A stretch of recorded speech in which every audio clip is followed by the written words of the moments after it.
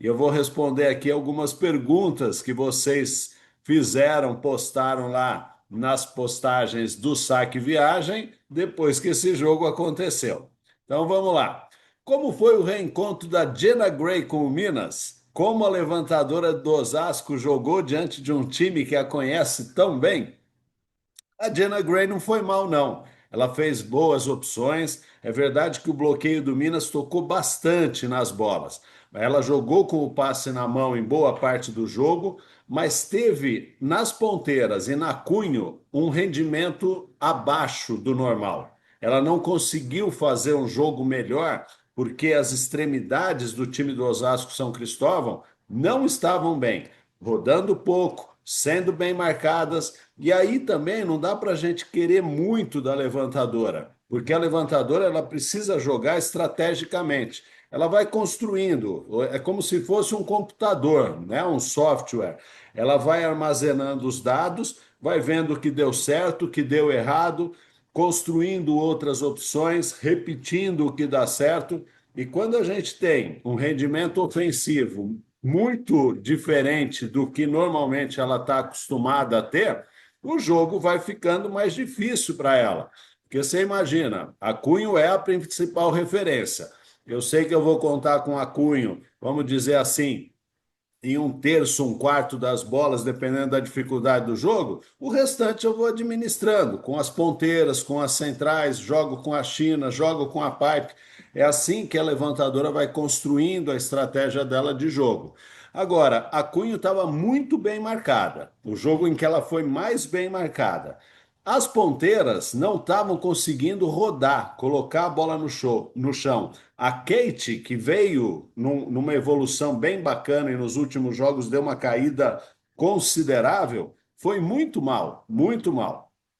E a Jenna Gray, com essas características do jogo ofensivo de Osasco se construindo, acabou tendo dificuldade. E eu acho que não por culpa dela, né? Mas por causa do baixo rendimento das extremidades contra um time que tem por característica um bloqueio muito bom, né? Thaisa e Júlia Kudes são paredões, na verdade, que as atacantes precisam saber sair, escapar dessa marcação, ir para uma jogada um pouco mais menos esperada, né? Menos convencional, e não foi isso que aconteceu. Então, tirando essas considerações na análise da Jenna Gray contra o ex-time dela, eu acho que ela até foi bem dentro da medida do possível. Duvido que alguma outra levantadora conseguiria fazer melhor diante dessas circunstâncias. Outra pergunta aqui: a Tiffany pode ser banco nesse time do Osasco? É uma pergunta provavelmente de um torcedor do time osasquense que está vendo a Kate cair de produção, está vendo a Cunho ser mais bem marcada na Superliga e a Tiffany lá no banco podendo ser utilizada, ou na ponta ou na saída de rede. A verdade é que o Osasco está jogando o Mundial agora, essa semana, em São Paulo. E no Mundial, a Tiffany não teve permissão da Federação Internacional para jogar, exatamente pela elegibilidade de gênero, uma questão polêmica, mas que nós não vamos entrar, se aprofundar nisso, só pegar o fato. A Tiffany não pode jogar o Mundial. E isso já estava estabelecido já desde quando Osasco pleiteou sediar o Mundial, conseguiu trazer o Mundial para São Paulo, já se sabia que as normativas da Federação Internacional impediriam a Tiffany de jogar o campeonato. E como é um campeonato importante que o time paulista trouxe para a cidade de São Paulo para poder participar, para poder fazer bonito, a Tiffany não poder jogar, não poder participar, usar a Tiffany nessa reta final de preparação para o Mundial seria perder tempo, perder entrosamento. E eu acredito muito que o Luiz Omar pensou nisso. Por isso que ele não colocou a Tiffany tanto para jogar. Talvez na volta, depois do Mundial, se preparando para o retorno, para a fase final da temporada, a Tiffany possa até ter mais oportunidades no time titular. Talvez no lugar da Kate, eu acho que é o mais provável. Acho que o Luiz Omar não vai abrir mão da Cunho que é uma oposta diferenciada, muito alta, com muito poder de decisão, mas que está enfrentando aí uma Superliga que as equipes estão começando a conhecê-la melhor. Então, na minha opinião, se a Tiffany for titular, ela vai começar a ser utilizada pelo Luiz Omar no lugar da Kate como ponteira. Vai precisar passar por uma readaptação, porque ela jogou praticamente a temporada passada mais como oposta. São funções diferentes, exatamente pelas transições de saída, recepção para ir para o ataque, as movimentações, marcação de bloqueio e apresentação pela pipe o tempo todo pela posição 6. Vamos ver como que depois do Mundial o Luiz Omar decide testar, dar oportunidade para a Tiffany, para ver se ela vai melhor, né, do que a Kate na ponta, porque os últimos jogos do Osasco São Cristóvão contra os principais adversários, realmente o time ficou devendo, ficou atrás, perdeu e acendeu um sinalzinho de alerta ali para quem é o atual campeão e está defendendo o título. Outra pergunta aí que rolou nas páginas do Saque Viagem foi: todo mundo já aprendeu a marcar a Cunho? Calma, é parte do processo. A Cunho chega como novidade, faz um começo de temporada muito bom, ajuda o Osasco São Cristóvão a ganhar a Supercopa e no começo da Superliga faz a festa. Aí o que acontece? O Osasco São Cristóvão começa a pegar os adversários mais difíceis. Exatamente por ter sido campeão no ano passado, ele vai pegar os adversários mais fracos e agora começou a pegar os adversários principais, mais diretos aí na briga pelas primeiras colocações.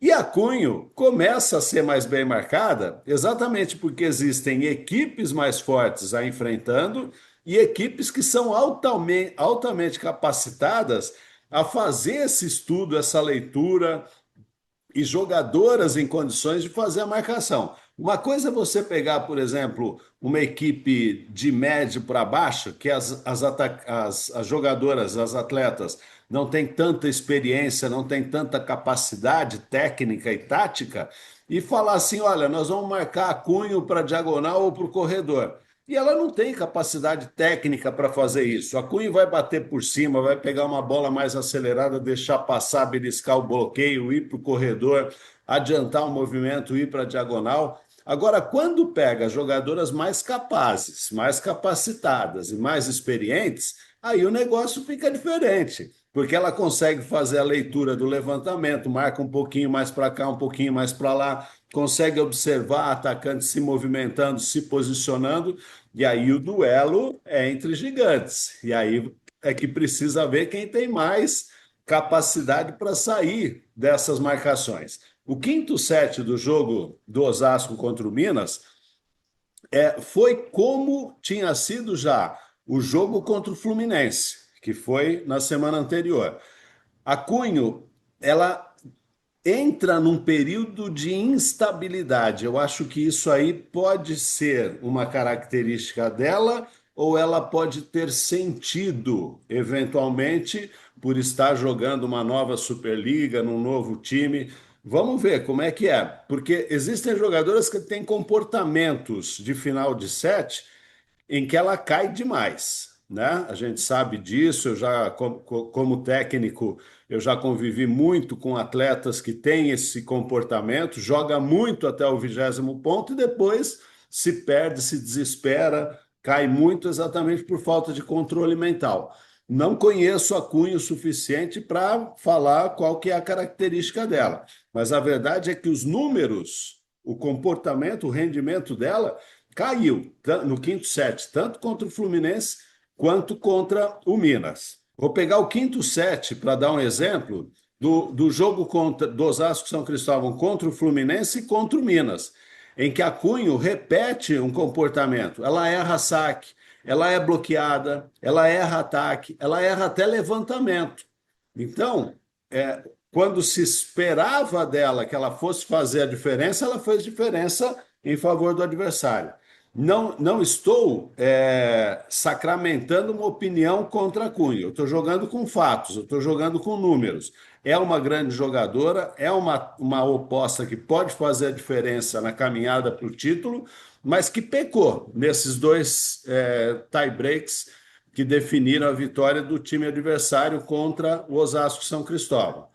Precisa passar por cima disso, precisa realmente definir, como outras opostas, como outras ponteiras definem a favor dos seus times que estão na frente do Osasco São Cristóvão. Outra pergunta que vocês fizeram: o que tem impedido o Osasco de jogar o melhor voleibol nessa reta final do primeiro turno? Primeiro, regularidade. Eu acho que está faltando para o time do Osasco São Cristóvão regularidade. A gente vê o quarto set contra o Minas, que foi um passeio. O Osasco jogou demais, fez 25-14, não dando a mínima chance para o Minas jogar. Só que depois entra num quinto set muito abaixo do que tinha feito. E isso aconteceu contra o Sesc Flamengo de uma maneira ainda mais flagrante e também contra o Fluminense, quando perdeu de 3-2. Essa regularidade, essa oscilação dentro do próprio jogo tem prejudicado demais o time do Luiz Omar, né? As ponteiras também caíram muito. Eu acho que essa é uma questão que precisa ser considerada para essas derrotas acumuladas.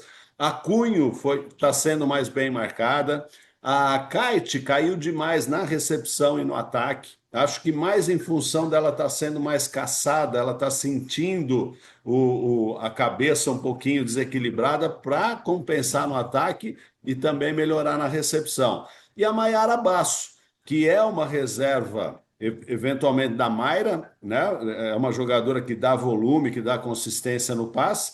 Ela entrou bem nos primeiros jogos da temporada, mas não tem contribuído mais como ela estava contribuindo. A Mayra não vai bem, entra a Maiara Basso não compensa o que a Mayra não estava fazendo. Então, esse também tem sido um problema do Osasco São Cristóvão. Isso vai causando uma insegurança crescente na equipe toda, com as derrotas para os principais rivais, com a proximidade do Mundial que já está sendo disputado. Eu acho que tudo isso colaborou para essa sequência de derrotas do time de Osasco São Cristóvão, que fez com que o time despencasse para trás de Sesc Flamengo e de Minas, do Gerdau Minas.